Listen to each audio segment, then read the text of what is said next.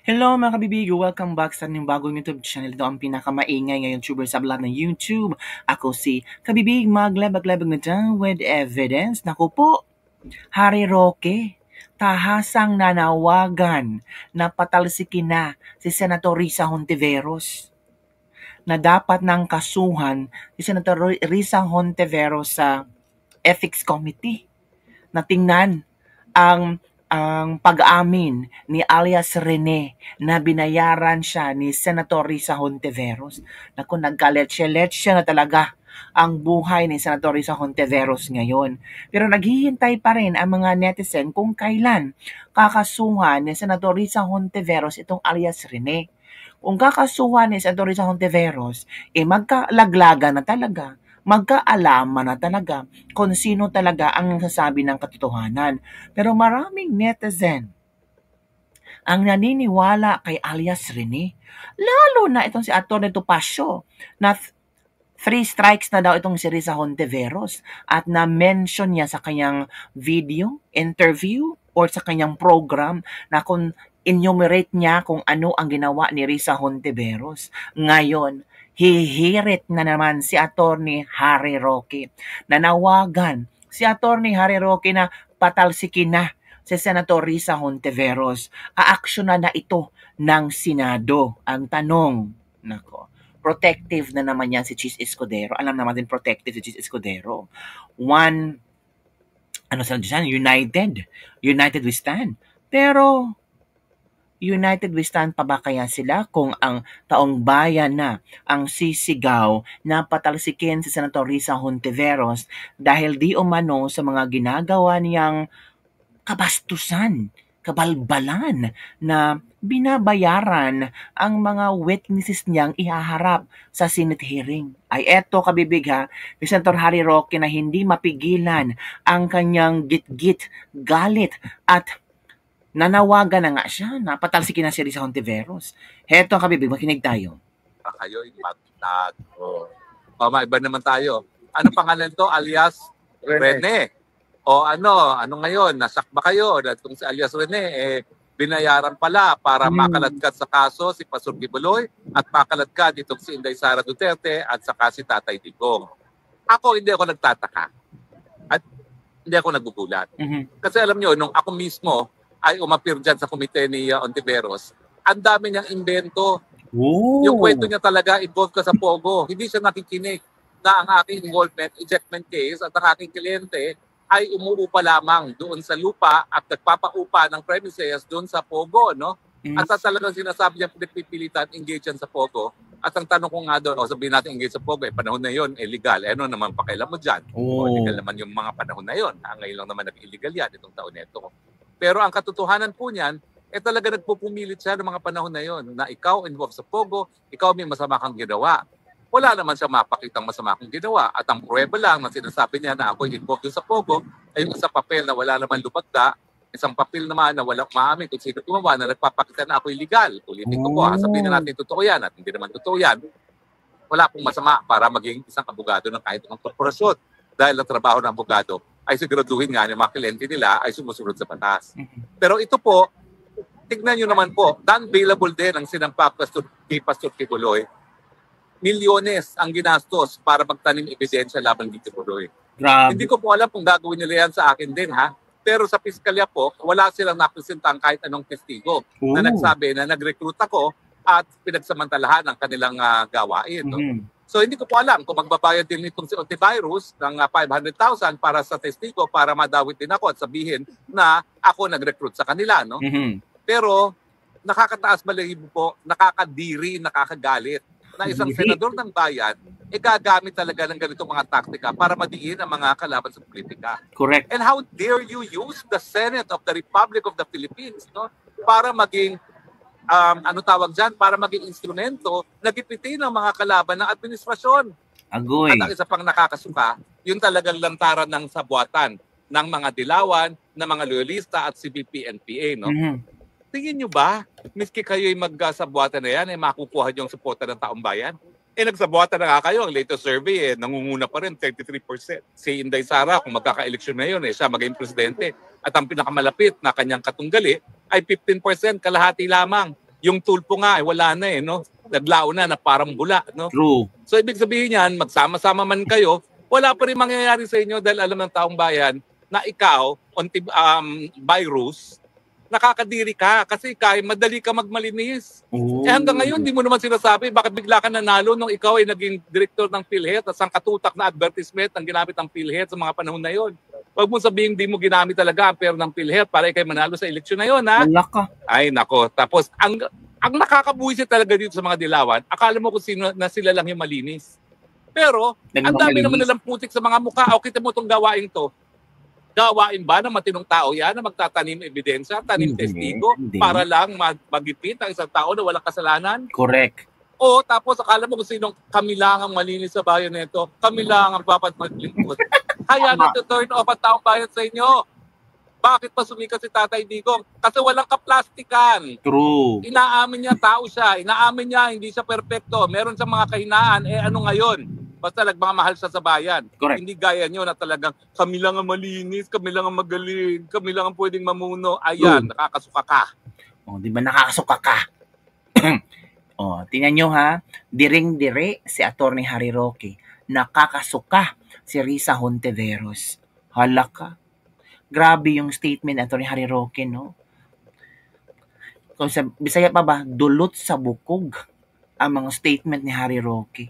At nakakahiya kasi ginagamit ang Senado para lang sa nakakasuka at nakakadiring gawain ni Risa Hontiveros. Totoo kaya ito, kabibig? Dapat sana more information, more ebidensya ilalapag ni alias Rene. Ang isang katanungan, sino ang kasabwat ni Rene, alias Rene, na para lumantad siya? Sino ang naghikayat kay alias Rene? Ang kanyang konsensya, of course. Pero I think meron siyang kinausap. Baka surprisingly, masyak lang tayo. 'Di ba? Na isang politiko pa lang ang kumausap kay kay alias Rene, 'di ba? We don't know, mga kabibig. Kasi bigla na lang sumulpot, sumabog ang videong ito at hindi na paghandaan ni Risa Hontiveros. Shock nga siya. 'Di ba?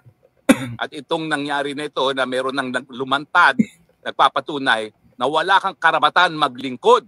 Kaya nga nananawagan ako, no, kinakailangan mag-file ng ethics complaint dyan kay Hontiveros na yan. Ang sa ganun, masipa na siya sa Senado. Walang karapatan ang kahit sinong nagtatanim kaso, nagtatanim ebidensya, nagtatanim testigo na manatili sa Senado. Dahil ang Senado in the first place, nagagawa ng batas. No?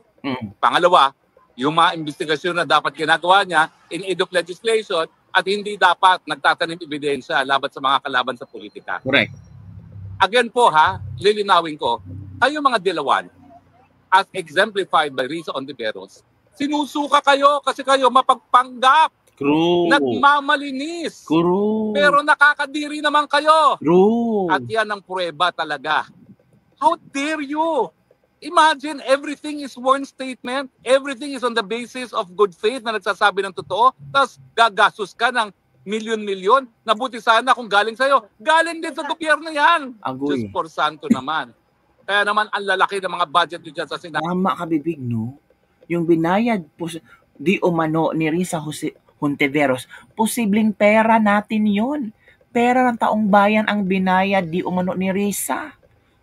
So, ginastos ang pera ng taong bayan para lang sa isang witness, para magsinungaling, para siraan si Pangulong Duterte, si BP Sara, si Pastor Apollo Kibuloy. Ginisa pala tayo ni Risa ng ating sariling mantika. Pinagtawanan tayo ni Risa na andali ninyong mauto, andali ninyong maniwala, lalo na ang mga kakamping at mga yelo tae. Konting kembot na ni Risa, konting paiyak-iyak, salamat Mr. Chair. Salamat kaayo Mr. Chair. Pero yung mga statement ni Risa, index card galing sa kanyang mga PA, yung mga assistant. Hala, pera pala natin yan. Uy, my goodness. Yan ang bulgar ni Atty. Harry Roque. Pera ng taong bayan. Ginagamit din pala sa tanim ebidensya. Tanim ebidensya. Testigo. No? So yan po ang aking panawagan. Huwag po tayong tumigil hanggang ma-expel sa Senado itong antivirus neto dahil ang Risa Tanas antivirus, yung mga nagtatanim ebidensya mga nagbabayad to bear false testimony. Alam nyo ba, nasa Biblia yan, bawal. Diba? Isa yan sa kautusan. Do not bear false witness against your neighbors. Correct. Pero sila, pasanta-santa, pagudi-gudi, yung pala, ang iitim ng mga budhi. O, di ba? Tama na pasanta-santa, yung pakime-keme, yung salamat kaayo Mr. Chair, yung boses nila ba nung parang hindi makabasag pinggan. Hindi makabasag pinggan, tapos sabihin niya, kami lang po ay mga malilinis na mga tao na walang bahid na korupsyon. Wow! At take note ha, kung magsalita sila, dalhin nila ang taong bayan. Palagi ang taong bayan, ang taong bayan. Nakakadiri. Kayo lang ang taong bayan? Kayo lang ba ang opinyon ng taong bayan? Ako, kalerke. Pa, ay ano ngayon masasabi nyo? Diba nakakasuka naman talaga kayo? So, wag po tayong tumigil. Isigaw natin. Sipain.